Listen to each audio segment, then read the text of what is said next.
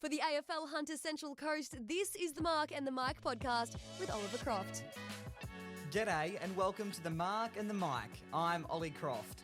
Joining us on the show is one of the most iconic figures in the AFL Hunter Central Coast. AFL New South Wales Hall of Fame member and arguably the biggest name to feature on the podcast so far. It's the legendary Maurice Goolagong. Playing with the Woy Woy Peninsula Swans and Terrigal Avoca Panthers, he became the first player in Black Diamond AFL history to reach 1,000 career goals. His incredible 2001 season saw him boot 135 goals alone. By the time he retired, Maurice had recorded more than 1,500 goals across over 300 senior games between 1994 and 2015. Beyond football, Maurice continues to make an impact, designing the 2025 Marn Grook artwork for the Sydney Swans and Carlton Marn Grook game, further showcasing his connection to the game and culture. It's all coming up in episode 21 of the Mark and the Mike podcast with Maurice Goolagong. Maurice, welcome to the Mark and the Mike podcast. It's fantastic to have you here. Thanks for having me, Ollie. Appreciate it. Thank you for coming on. So before we dive into what has been definitely a very incredible football career, what are you up to these days and what keeps you busy after so many years involved in the game? So basically now I'm a full-time Aboriginal education officer at a junior high school at Brisbane Water Secondary College at Umina. So I do that 5 days a week, but I'm also the head coach of the Sydney Swans Indigenous Academy on the Central Coast here. So we've got kids that come from Central Coast, obviously Newcastle area. We do that. Usually goes for about 12 weeks a year. So we have about a 7 or 8 week turnaround just before Chrissy, and then we do another 4 or 5 weeks after Christmas, and then we put a big camp together. Because with the Swans Academy, it runs all down the east coast, or up the east coast, sorry. So from Coss Harbour all the way down to Shell Harbour. So yeah, we've got six hubs that are all with the Indigenous Academy. Yeah, wow, sounds amazing. And you enjoy working with the Swans and that Indigenous aspect? Yeah, no, it's great to see how many Aboriginal kids we've got actually on the coast that really enjoy AFL. I mean, a lot of these kids come from a lot of backgrounds, rugby league backgrounds, Oztag, all that sort of stuff. But they just come together. Obviously, being an Indigenous program, and to just enjoy the fundamentals of AFL and putting that together, and just to see the kids. It's not all about AFL as well. It's also, we do a lot of cultural stuff and a lot of stuff with the Black Dog Institute, and obviously a lot of problems with Indigenous kids and growing up and some of the struggles that they go through. We put that together in the program as well. So it's not only just about AFL, but it's all about the kids' backgrounds with culture and some of the stuff that they go through. Yeah, sounds like you've got a really good balance between, as you said, the Black Dog Institute, the cultural aspect, and then AFL. So it sounds like that's all running very nicely. Now, I've just introduced you with a couple of stats, and we're going to get to some of those very impressive stats a little bit later. But for anyone who is listening that's maybe a little younger and maybe might not know the name Maurice Goolagong yet, how would you introduce yourself and explain the journey that has brought you here today? I don't know. It's one of the hard questions. I don't like talking about myself a lot. But yeah, it's just, I suppose it's just a young kid that grew up in a little country town to play, come across the game of AFL. Obviously started off playing rugby league when I was about 5 years old, but when I moved to Brellan, there was no rugby league there for juniors. So to come up, and play that sort of stuff was, it was something that I, started off as a struggle, but got to, obviously practicing a lot and got to enjoy it a lot more and get right into the game. It changed my mindset of, where I wanted to be. So, young Maurice, talking about a young kid who Maurice Goolagong is, it's just just a bloke that just enjoyed playing the game of AFL and, look forward to every weekend getting out there and playing with some mates on the football field. Very well said, Maurice. So before all these goals and achievements, as you said, there was a young kid growing up in a small country town in New South Wales. Can you tell us what life was like there and what role did that environment play shaping who you've become? Yeah, well, as I said, Brellin's a very small town. The population of Brellin, I think, is just over 400 people. No, not even that, I don't think. It's around in between 300 and 400 people. So very small community. It was where my dad was originally from. Growing up there, being the only, there was only me and my obviously a couple of cousins. So there's only a couple of Aboriginal families there. But growing up in a little small country town like that, there was a lot of farmers and stuff. So I didn't have a lot of friends in town, lived in town. They were all farmers, so they all lived outside of town. So, but only lived 200 metres around from the football oval. So, for me, it was there was no mobile phones or anything back then. So I grabbed the football, went around there, and we were just kicking the ball in the park, and it was pretty much kicking it to myself or kicking towards, aiming for goals. So that was that was my fun, and obviously just a few things around the house, riding motorbikes and push bikes and all that sort of stuff. So that's what kept me going. Sounds like a lot of fun out there. So yes, yeah. When did footy first become like a real passion for you? Was there a specific moment where you realised that, oh yeah, like I really want to keep playing footy until I become a senior and pursue out of those junior ranks? Yeah, well, as I said, I played a lot of junior.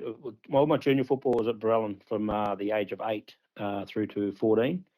Then I left Brelin, moved back to Hilston, played a season there of rugby league, and then it was then I moved to Wagga. Mum and Dad moved to Wagga, and so I moved to Wagga where they were, and it was there. One of the blokes asked me, did I want to come and play AFL? So yeah, I went to North Wagga for a couple of years.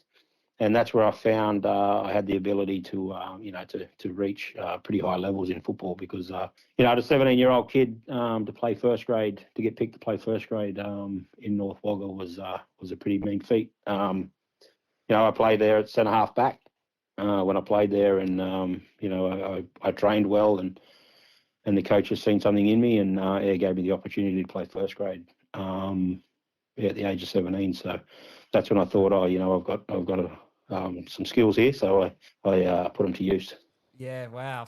How did that sort of happen, becoming a defender and then becoming forward? Played all my junior football at Brelin as a full forward, and then when I moved to North Wagga, obviously a few training runs pre-season and stuff, and they realised how much a bigger kick that I had. So obviously they wanted me to clear it out of the back line, so they put me there. So I ran with it. First year I played there. Yeah, went okay. Then I actually went away for a little bit and then come back the second year and played there again. And that's when I got selected to play a few games of reserve grade and first grade. But I ended up winning the league best and fairest at centre half back in that league. So. And so you at North Wagga were under the legendary coach Dick Carey. What sort of influence did he give to you?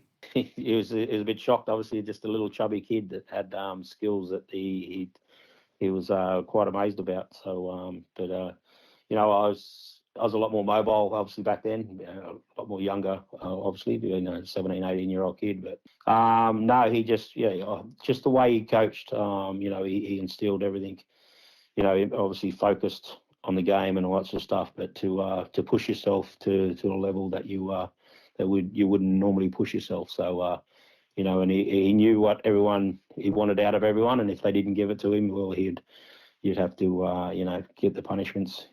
He'd have you back training on the Sunday after the game, sort of thing. So, but it is just one of those coaches that you'd stand up and listen to and take a lot from. You then eventually moved to Sydney as a butcher's apprentice before finding your way to football on the Central Coast through your uncle's encouragement to join Woy Woy. Just quickly, could you tell us a little bit about your family? I obviously got my family, mum and dad. Obviously, my dad, he passed away when I was only 24, a very young age. But, I moved to Sydney to visit my sister who was living there at the time. And I was 3 days in, and that's when I got the apprenticeship as a butcher. I started working there, and then it was my uncle, who my dad's brother, younger brother, who lived up on the Central Coast as a welder, doing that, and played football for one of the local clubs up there, Woy Woy. And he asked me to come up, so I was butchering, and I could play.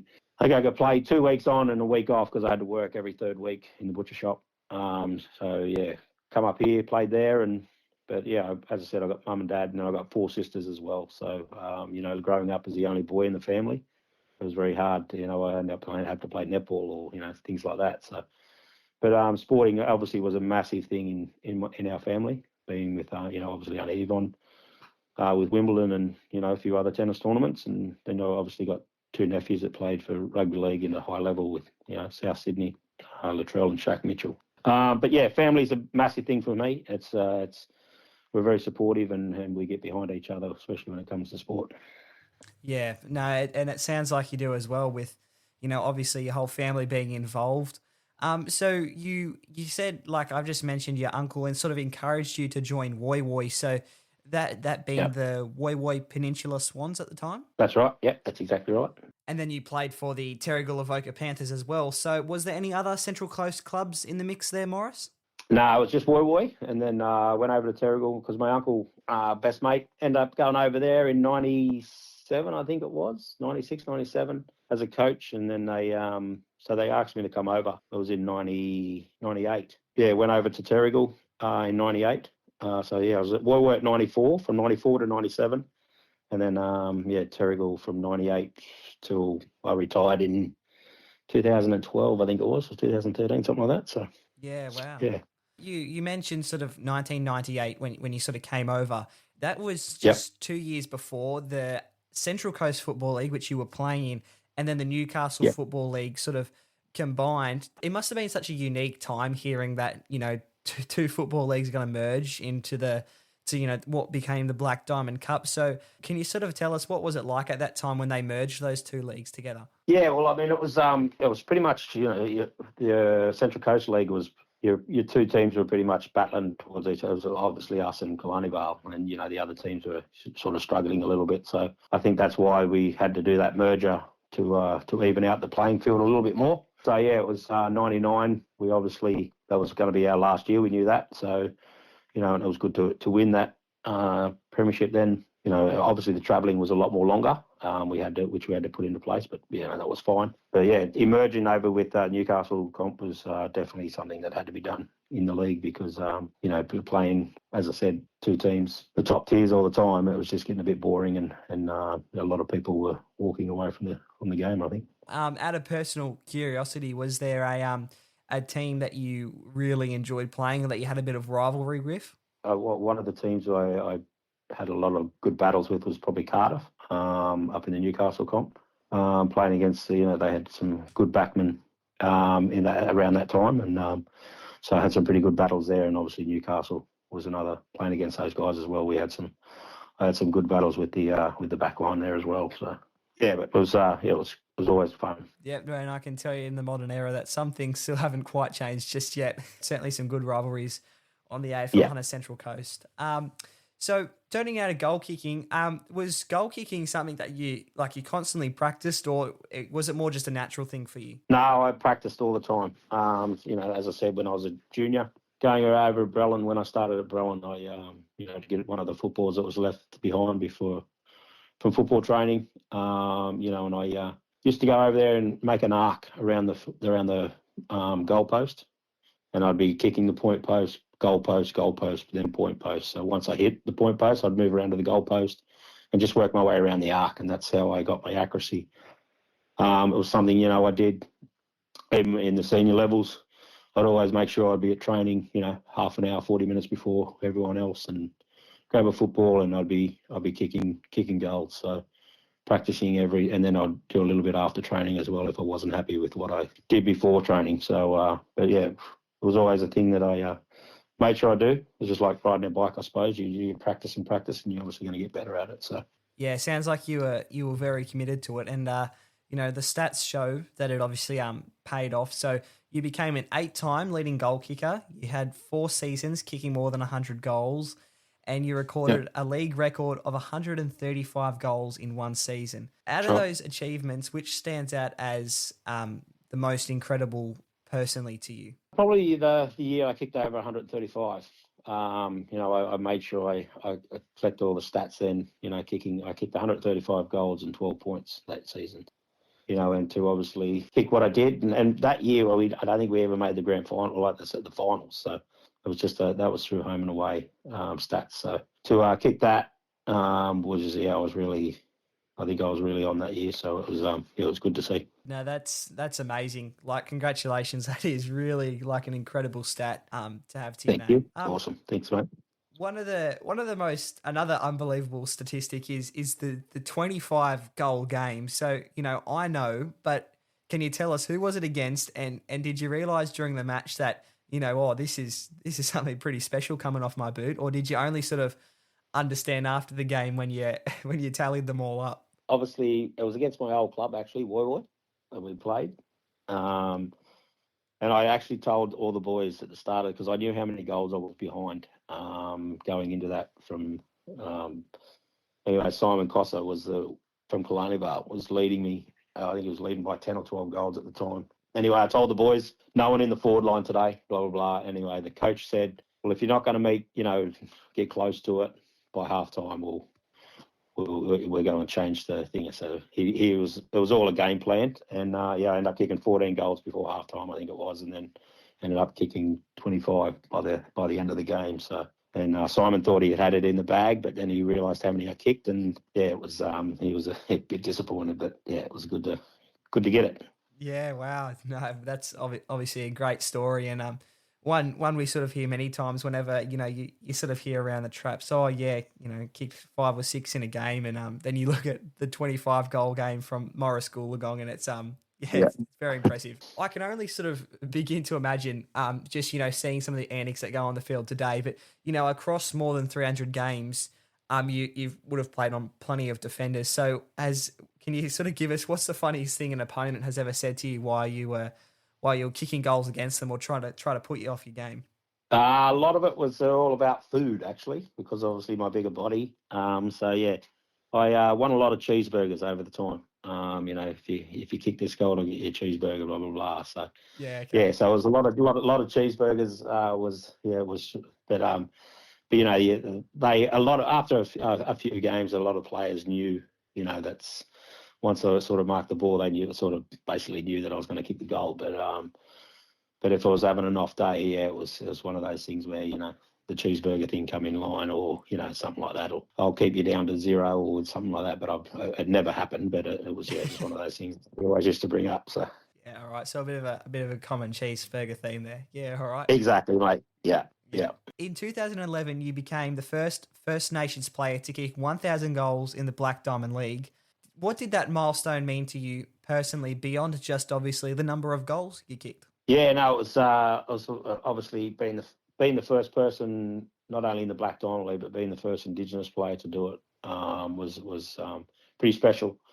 Obviously, having my mum there and my 2 kids there as well was a special time, and and the coach Bishop he dragged me the week before because he knew how close I was. I kicked 14 goals the week before, so I only had to get 15. So he said he dragged me off. I think it was halfway through the second quarter. I think it was, or towards the end of the second quarter. Anyway, so I sat the whole game off, and so we got the media involved and all that sort of stuff, and got the fans out there, and people come out, and the families and all that sort of stuff, and it was good. I had ex-players come back and watched it and everything. So to actually see it go through was a massive weight off my shoulder, but it was it was something that I'll cherish for the rest of my life. It must have been an amazing feeling. Yeah, 100%. Yeah, as soon as I marked the ball, actually, I knew. I said, "This is the one." Oh, I love that. And I grabbed it and went back, did my normal routine, and I knew straight away because I was the target I was looking for.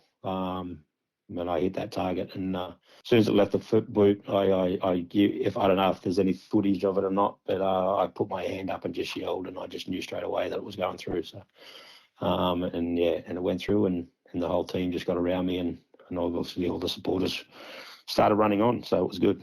Yeah, wow, that's amazing. No, and so did you get to keep the footy and your jersey from that game? Yes, I've got the football and the jersey. I'll take a photo of it, mate, and I'll send it to you. Oh, that'd be awesome. Yeah, so I've got it. They've actually put it in a little Perspex container with the photo behind it, actually, of me kicking that goal, and the jumper is in in the drawer here in my cupboard, hanging up with all the signatures of the players that played that day. Oh wow, beautiful! Wow, that's Mm. amazing. And so you mentioned that people ran onto the field. Who was sort of the first person you wanted to celebrate with from your family? My mum and my two kids was there, so to have them run towards me, it was all a blur actually. I vaguely remember them running on and giving them a hug and a kiss, and often I had to look at some video footage at the end of it that one of my mates did. But yeah, to see them run on was pretty special. To have them there, and obviously close friends that that followed me and I played with, and ex-players and stuff like that to come on as well. It was pretty special. Yeah, absolutely. No, I can only imagine. And you've left an absolutely incredible legacy on our league, Maurice. And it's an honour to speak with you. And thank you so much for paving the way. We've now got our goal kicking trophy named after you. So, congratulations on such a very successful career kicking goals and so forth. No, thank you very much, mate. Really, I'd really appreciate that. And but yeah, from a little kid growing up, never thought that these things would happen. But to be recognised and all that sort of stuff is it's a still pinch myself moment. Yes, I can certainly imagine it was a very special moment for yourself and your family, Maurice. Now let's move on to 2006, because this was another reason I was keen to have a chat with you on the podcast. 2006 has become a year of Black Diamond AFL history because the league was invited to participate in the New South Wales Cougar Sportswear Country Championships, which were held in Wagga Wagga on Saturday the 20th of May back in 2006. So 20 years on, can you tell us at that time, where did the Black Diamond AFL sit within AFL in New South Wales, and how was your team viewed by people outside the Newcastle and Central Coast? Yeah, it was quite funny actually, because I think the year before, a couple of years before, we went down to Wagga and we absolutely got annihilated. And a lot of the coaches come down and they knew straight away. They go, oh, yeah, it's going to be a no-brainer with these guys. We'll pretty much run all over them. But yeah, to go down there in 2006, we had a different side. Obviously, there was a couple of big players that we couldn't come down through suspension or injury, and then we lost one of our big names in Flynn in the first 5 minutes of the first game, I think it was. So, to go down there, and obviously, they put us on the smaller oval over Anderson Oval, I think it was, across from Mara, the big oval, and to be on there and to play and to win every game.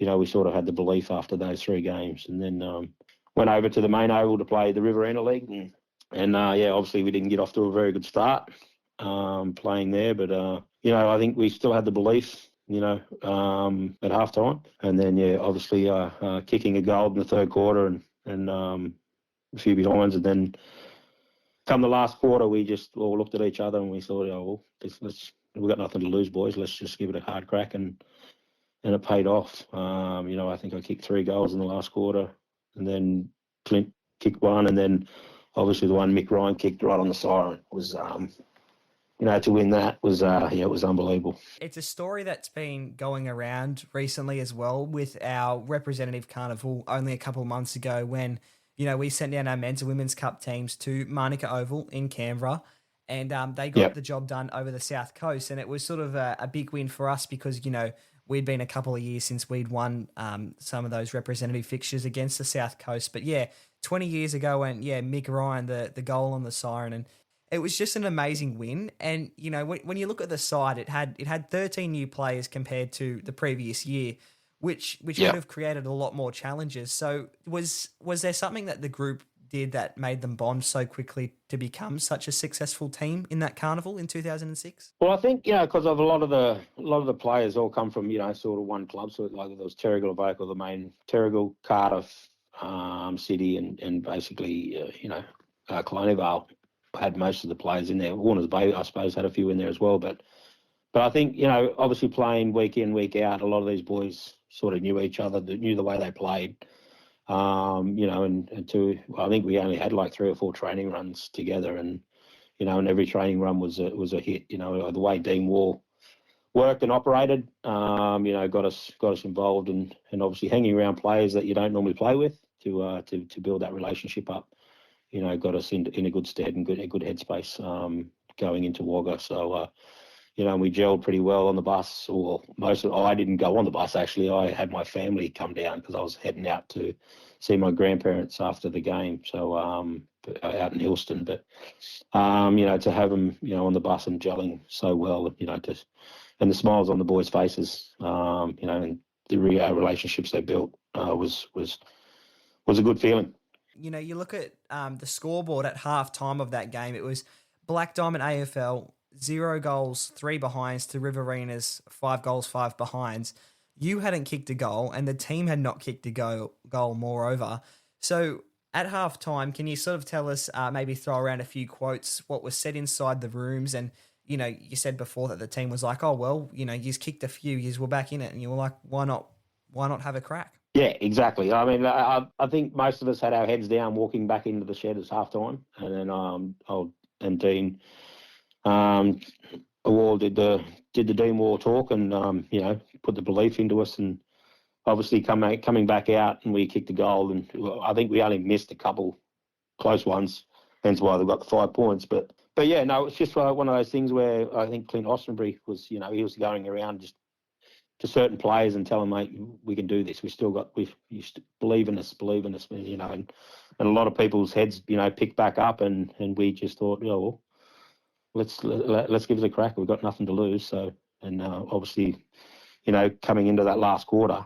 we just, I don't know, something possessed us or something. I'm not sure, but we're just unstoppable. You yourself kicked 4 goals in the grand final, including crucial goals and during the final quarter. So do you remember about your own role in that incredible comeback? Yeah, no, it was one of those ones where the player on me, I think they changed the fullback in the last quarter for some reason. I'm not sure why. But, he tried to go body on body every time there was a contest, and it wasn't working for him. And I think I marked the ball 3 times and kicked 3 goals. And then obviously Clint kicked one just after that. And then, the one where we got it out of the centre and straight to Mick Ryan and on the siren. So, but yeah, I think they tried to outmuscle me. And obviously because of the size I was a little bit bigger build, obviously, and thought I was a lot slower than a lot of people. But they didn't realise how quick I was over the first 15 to 20 metres. And it was one of those things where we had that belief in the last quarter, and everything fell into place. Yeah, 100%. And so, as you said, the winning goal involved Craig finding Ryan, who marked and kicked it through. And I suppose when the ball went through and the siren sounded, with the Black Diamond Football League winning by 1 point, I mean, wow, what a feeling. What happened next? Oh, mate, we hugged and I tell you what, it was, we just got around everyone. The president was there, Rob Dixon. He had there as well, and all the other, the coaching staff and everything. It was just like, mate, it was the unbelievablest feeling just to obviously come down from, not kicking any points or any goals before half time to winning the game by a point. And the people that, I think a lot of people started going home at half time because they thought, this is just going to be a whitewash. And but yeah, to sort of rub it in their faces a little bit and get that win was it was pretty special. Ian Granland told the players to keep their jerseys, has become probably one of the most famous stories from the carnival. So 100%. Tell us a little bit about that. Yeah, well, I mean, the boys, every time we played a rep game, we always asked if we could keep our jumpers, and they said, no, we've got to keep them for next year, or we've got to keep them, blah, blah, blah. And anyway, so we got into the sheds, and we, Dean had his say, and then Ian Granland got in the sheds, and he was there, and he's going, boys, I don't care what the effing league says, you can keep your jumpers. And we just went, yes. so we got their jumpers, and it was pretty special to have a bit of memorabilia of a pretty special weekend. Yeah, absolutely. Most people know Maurice Goolagong, the footballer, but many now are sort of discovering Maurice Goolagong, the artist. So, you actually designed the Marn Grook artwork for the Sydney Swans and Carlton match last year. So when did sort of art come into your life, and what does creating artwork give you that football gave you? So basically, I didn't start any artwork till I started back into education. I was the president of the football club at Terrigal at the time. Asked me to. He worked up at the juvenile correctional centre up at Carrion, and asked me to come up there as a 1 day a week to do some work with the kids. I said no. He kept convincing me, he kept asking me, trying to get me up there. And anyway, one day he convinced me to go up. So I went up there and started working with the kids up there. And it wasn't until one of the kids actually asked me, he said, "I'll come over and do some artwork with us." And yeah, so I started painting, and then obviously went from there and learnt from a lot of stuff from different teachers that went through. But there was one in particular, a bloke by the name of Tex Qthorpe, who's passed away now. But he taught me a lot about obviously Aboriginal art, history, and all that sort of stuff. So I picked it up there, and now I'm still doing it today. Now in teaching it to kids at my school, and obviously I travel around the Central Coast, and obviously I go to a lot of country schools too, back home around Barrellan and Griffith and Hillston and stuff like that, and run NAIDOC celebrations and Aboriginal workshops there with art, doing that as well. So, but to do the art for obviously the Marngrook, I got asked to do that through Jared, who I worked with at the Swans, and to do that was pretty special to see that being handed over in a big arena like that. Yeah, absolutely. And then there came a time as well, Maurice, where you were inducted into the AFL New South Wales Hall of Fame. Congratulations. Again, another feather to your cap, and an achievement you must have been pretty proud of. Yeah, I thought it was a hoax when I first heard it. I got an email. Yeah, so I got an email and said you've been inducted into the AFL, New South Wales AFL Hall of Fame. And so I rang the number at the bottom of the email and said, "Mate, I've just got an email from you guys saying that I've been inducted." And he said, "Yeah, congratulations, you have been. But it wasn't meant to come out for another week or something, I think." And so he told me to keep a tight lip and not say anything, but me being an Aboriginal person, and that's what we do is we tell everyone, all family and all that sort of stuff. So I rang mum and all my sisters and everything, and yeah, so they all end up coming down for the big night, and it was pretty special, sitting alongside like Tony Lockett and Paul Kelly and Leo Barry and all those sort of guys, and to be inducted at the same time as those guys was another pinch myself moment, but very honoured. Yeah, well, again, congratulations, Maurice, and you've had such a long career and involvement in football, and continue to do still.